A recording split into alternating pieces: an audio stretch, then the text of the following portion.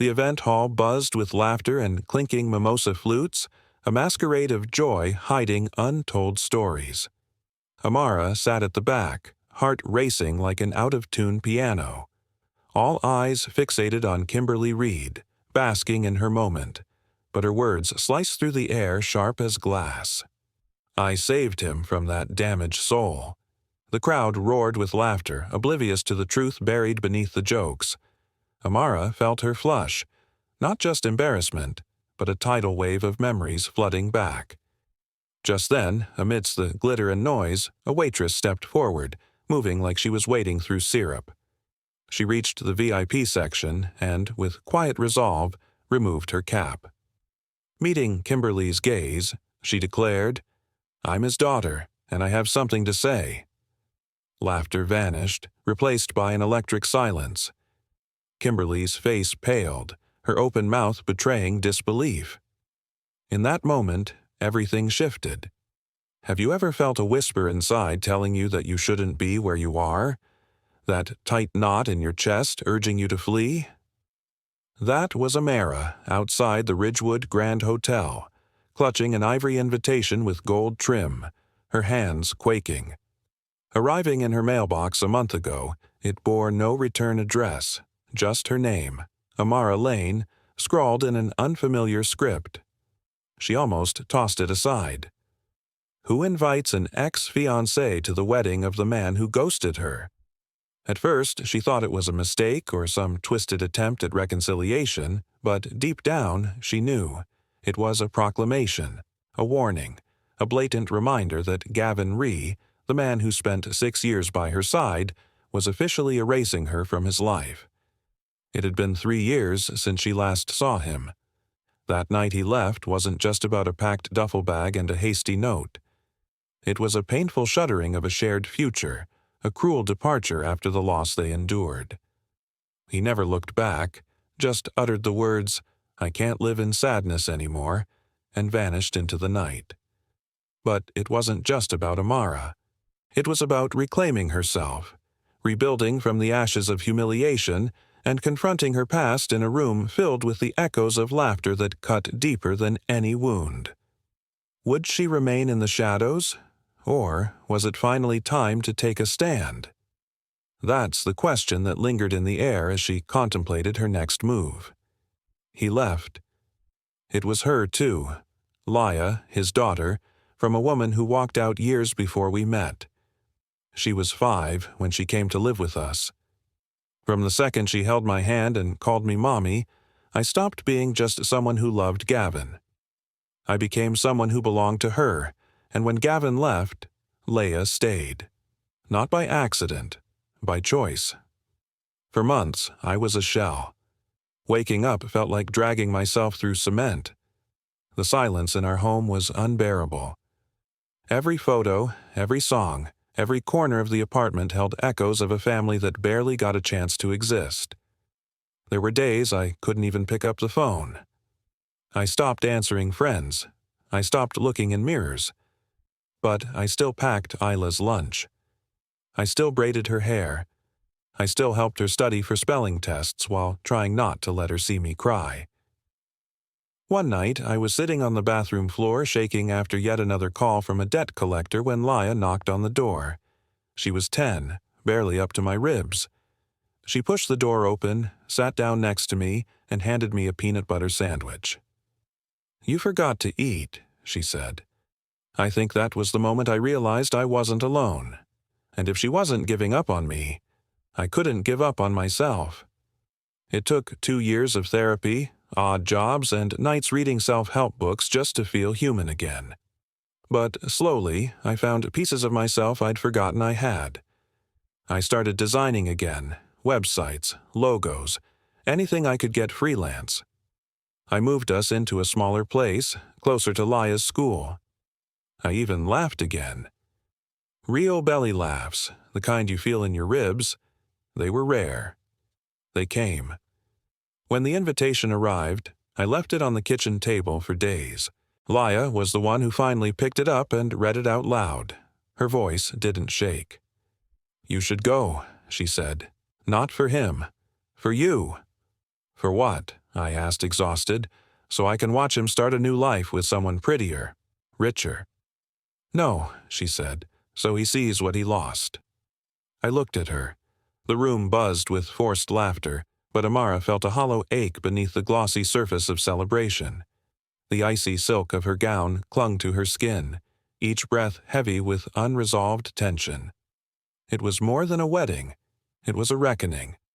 She locked eyes with Gavin across the dance floor, his expression unreadable, igniting a mix of anger and longing in her chest. The air crackled with unsaid words as Kimberly Reed, prepared to make her toast. Was this truly a celebration of love, or a trap set to ensnare her already vulnerable spirit? Just then, the lights flickered ominously and her phone buzzed, a message that could change everything. Standing in that ornate event hall felt surreal, as if the glimmering decorations mocked the chaos churning within her. Memories pressed at the edges of her mind, flickering like lights, making her pulse race. Each step toward the VIP section felt like walking through dark waters, every laugh echoing her feelings of isolation. Leila, her 16-year-old daughter, had insisted she come, urging her to confront the ghosts of the past. "You deserve to see what he lost," Leila had said, her voice steady, a steadying force. But there she stood, clutching her mimosa flute while pretending to smile. And what was Leila doing? In a kitchen filled with chaos, she was serving appetizers to protect Amara from the storm brewing inside. The clinking of glasses filled the room, drowning out her racing heartbeat. She blinked at Gavin, now adorned in a sharp suit, his smile clean and polished, like everything he had always been. And yet, through it all, one truth emerged. He didn't break her. He abandoned the pieces, and she had painstakingly reassembled herself without him. As Kimberly began her speech, every word dripped with irony, the kind that cut deeper than the sharpest knife. The string quartet played with smug precision, and the glass teardrops overhead hung like unspoken judgments. What was she doing here? Really? Did they think she'd crumble before this facade of happiness? A whirlwind of anger and confusion swirled in her. Should she walk away? Would she? Her heart pounded like a drum, and just as she decided to turn, another buzz from her phone grabbed her attention. In that moment, Amara knew she wasn't just there to expose Gavin's lies. She was there to reclaim her story and confront her past. The stakes were rising, and as the first laugh from the fountain of fake jubilation rang out, with one breath she stepped forward to embrace the chaos. I slipped into the seat beside him, hands folded tightly in my lap. A practiced smile plastered onto my face. I tried to ignore the altar, but there he was. Gavin, almost identical to the picture I'd kept in my mind. Broad shoulders, a whiskey in one hand, shaking hands with guests with that stupid half-smile that had charmed so many. If you didn't know him, you'd think he was magnetic. But I saw the empty distance behind that grin. I remembered the night he left, shallow eyes and a silence that screamed. Not one glance backward. Then I spotted her, Kimberly Reed, draped in silky white, her blonde hair catching the light. Her laughter hung just a little too high, cutting the air like glass. She leaned into Gavin, posing like she was gracing a magazine cover. Every move screamed, "Look what I have. Look at what Amara could never be." As they exchanged vows beneath an ornate floral arch, Gavin's voice was steady, revealing nothing. I kept my head down, biting the inside of my cheek to ground myself. The crowd erupted into applause as they kissed, and Kimberly turned to face the guests, her smile radiant like she'd just scored the ultimate prize. When the reception kicked off, the room buzzed with laughter and clinks of glasses. Waiters moved like they were part of a well-rehearsed ballet. I sat still, sipping on water, pushing away waves of dread. Leila, my daughter, glided by with a tray of bruschetta. Our eyes locked briefly, and she winked at me. "You okay?" Uncle Joe whispered, concern in his voice. Still breathing, I replied, forcing a smile. Toasts began. Best man, maid of honor, a cousin, all the echoing tales of how Gavin was a great guy, how Kimberly made him a better man. I almost faded into the background until I heard that unmistakable voice. I want to say something. Kimberly stood up at the VIP section, a champagne flute gripped tightly in her hand. Her eyes sparkled, but there was an edge, the kind that cuts. She didn't even glance at Gavin. No, her gaze sliced through the crowd until it landed on me. Just as the vows hung in the air, heavy as smoke, an unexpected figure stepped forward, a waitress in a faded dress, her face obscured, but voice clear. "Gavin's not the man you think he is." Each word sliced through the festive atmosphere. Gasps rippled through the guests. My heart raced. Memories crashed over me, unearthing buried truths. The lighting dimmed, amplifying the energy in the room, as if the air thickened around us. My world blurred, but Amara Lane stood firm, caught in disbelief and revelation. The weight of the moment shifted, transforming the once joyous celebration into a battlefield of hidden grievances and past pain. Would this be the day Gavin's facade crumbled? Just as I'd finally gathered my resolve, everything shifted. My pulse pounded like a drum as I processed the truth. I wasn't just there to witness the lies. I was here to reclaim my story and confront the shadows of the past. In that electrifying moment, I stepped forward into the chaos, ready to face everything head-on.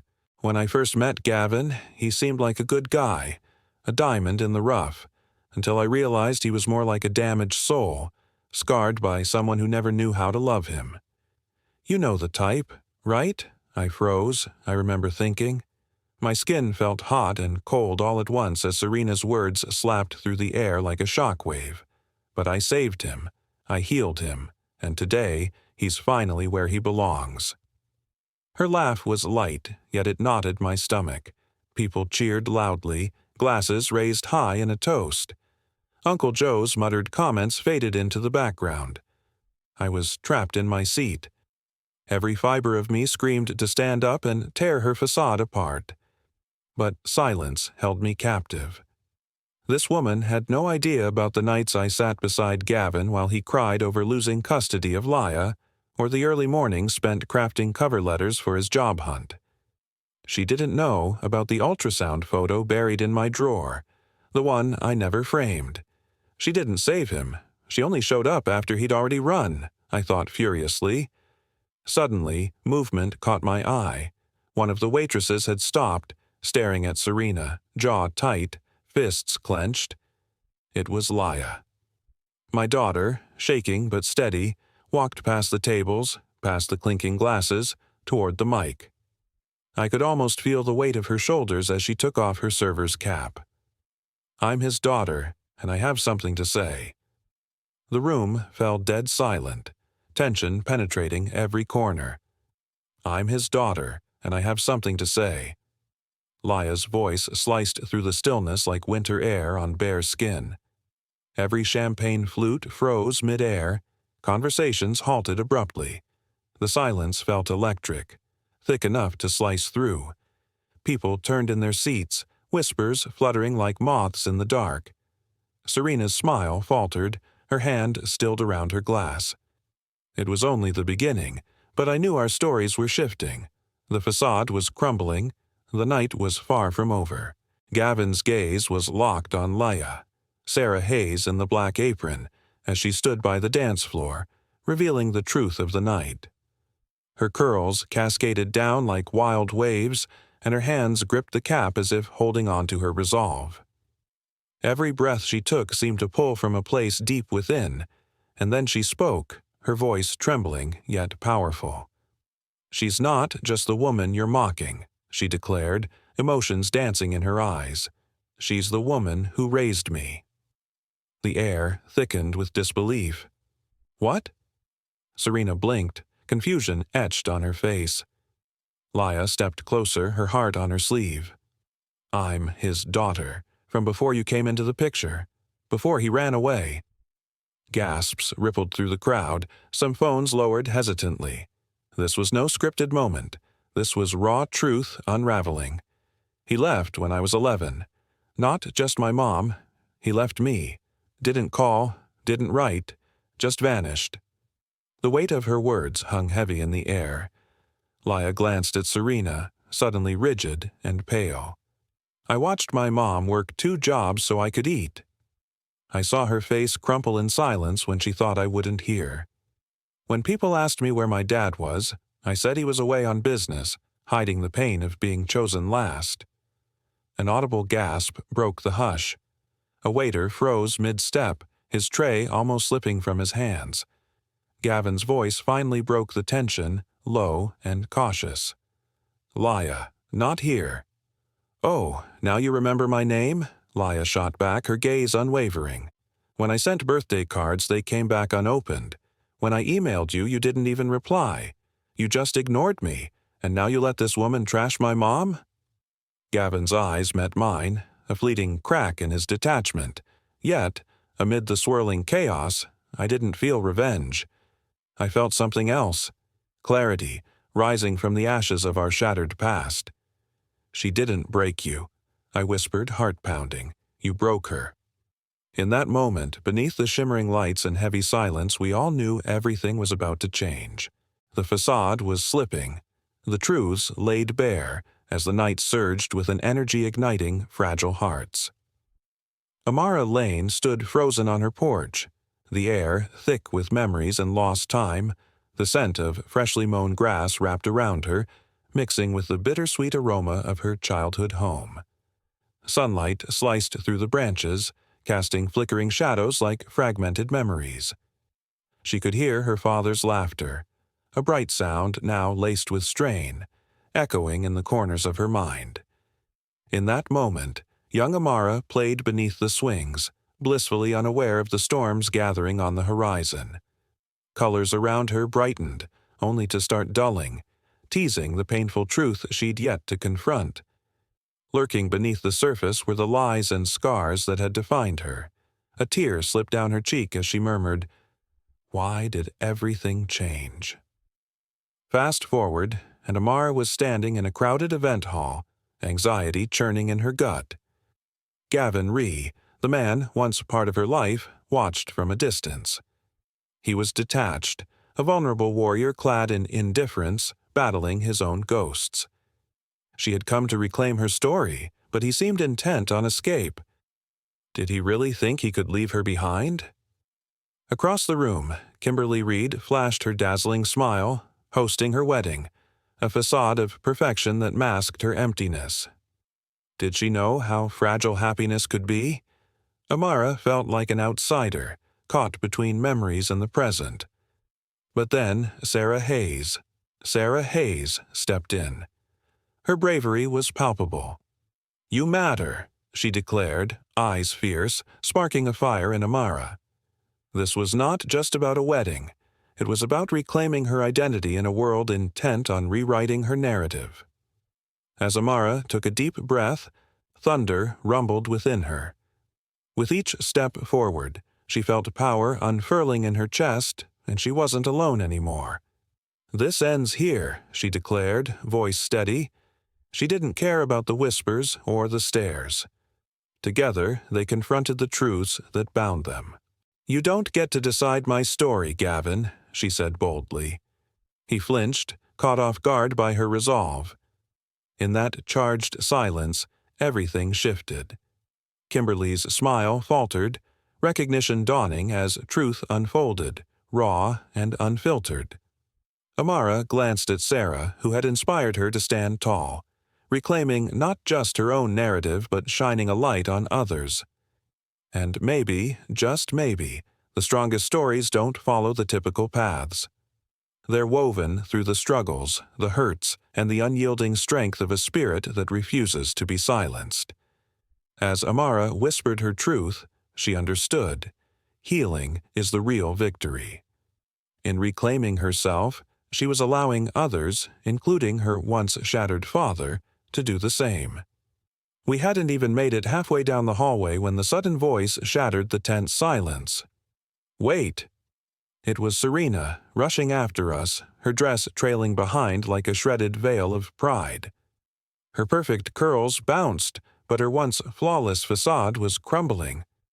The smudged mascara painted a picture of her fear, and for the first time that night, she seemed achingly real. Leila turned first, her expression set in skepticism. I felt frozen, unsure of how to engage with someone grasping at control when the world had already spiraled into chaos. "You can't just do that," Serena snapped, her voice laced with urgency. "You can't hijack my wedding and humiliate us." "Us?" Leila shot back, brows arching in disbelief. "I didn't say anything that wasn't true." "Could have handled it privately," Serena insisted, but I stepped forward, fueled by something raw inside me. "No, you could have handled it privately. Yet here we are in an event hall full of strangers, and you tried to paint me as the villain." Serena blinked, caught between her unraveling pride and regret. "I didn't know he had a daughter." "Did you even ask?" Leila interrupted, her voice cutting like a whip. "Or did you just want to believe the story that made you feel superior?" Serena opened her mouth, but silence enveloped her, the sharp frustration of truth holding her hostage. That's when Gavin came into view, his jacket unbuttoned, tie dangling loosely. His demeanor had shifted, no longer cold or composed, but raw and exposed. "Amara," he said softly this time, as if the weight of regret had finally found its way to the surface. "Which part? My existence? Your abandonment? Or watching someone else raise me while you vanished?" I didn't hold back, each question slicing through the air. He flinched at the words. "I thought I was protecting you," he murmured, almost as if pleading with the ghosts of his past. "Protecting me by disappearing." He finally met my gaze, a flicker of recognition sparking in his eyes. "I was broken, Amara." "I know," I replied, not holding back the depth of the shared pain. "But I didn't leave." And just like that, the atmosphere shifted. It was the sentence that changed everything. No matter how many years had passed, he could no longer reframe his choices. He ran. I stayed. "I can't take it back," he whispered, his voice fading into the weight of the moment. The air around us thickened, marked by years of lost opportunities and broken connections. What might happen next? Would we finally confront the truth we'd hidden from, or would we be consumed by the very secrets we sought to unravel? The morning light sliced through the curtain, revealing a world both familiar and unsettling. It was time to face the aftermath, the reverberations of that night echoing like a distant thundercloud. Headlines raced across social media feeds, not on glossy magazine covers but as fragments on TikTok, grainy clips of Leila's stand against the sham of a celebration. Titled, "Waitress Shut Down Bride's Insult with Epic Speech," they were sprinkled throughout my feed, each more enticing than the last. Yet I didn't need to click. I had lived it.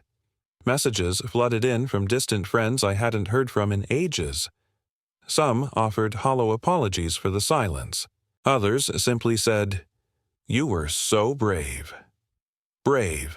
It felt more like being an exposed nerve, stung and raw. Not brave when Serena's laughter sliced through the warmth like a winter wind. Not brave when Leila summoned the courage to speak her truth. No, I felt like a damaged soul who'd finally stopped hiding in the shadows. Gavin drifted like a ghost. No call, no apology, just silence. His regret echoing louder than his words ever could. He had penned his story in every moment he refused to stand up for us, and we'd close the book on him. Serena? She became the punchline of her own joke, whispers trailing her like a cloud of smoke. I heard she fled the reception early and disappeared from their honeymoon send-off, leaving her fairy tale unraveling at the seams.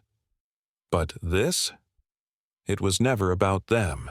It was about me and Leila. Two souls reclaiming their narratives in a world that tried to script them otherwise. Within our quiet home, a silent transformation took root. Leila blossomed with newfound strength. She no longer apologized for her existence. I watched one night as she practiced a speech in front of the mirror, not for vanity, but for preparation. "I'm thinking about starting a podcast," she said, "for girls who feel like they don't have a voice." And in that moment, I realized we were more than just survivors. We were warriors carving our paths, ready to reclaim the narratives that had been stolen from us.